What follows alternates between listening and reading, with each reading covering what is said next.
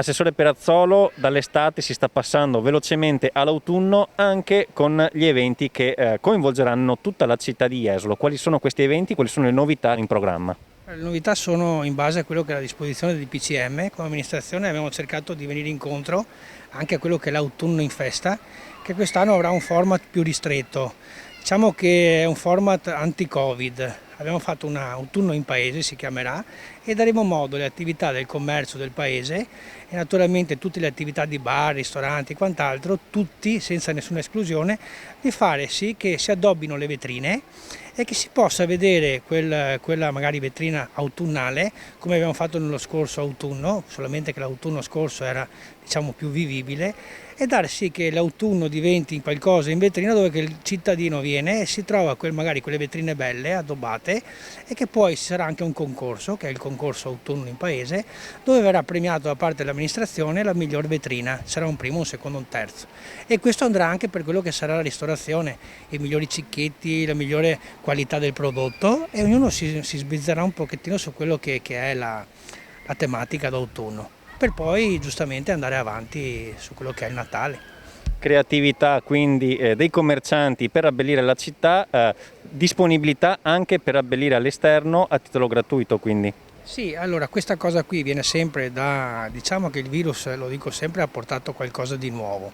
Allora abbiamo proprio ieri approvato una delibera come amministrazione, l'ho portata al tavolo con i miei colleghi, i quali ho deciso che come amministrazione diamo sul suolo pubblico, come abbiamo fatto i plateatici quest'estate, diamo la possibilità di togliere sì i tavoli, di lasciare le fioraie lungo il bordo del marciapiede e magari facendo un feu rouge con le luci di Natale.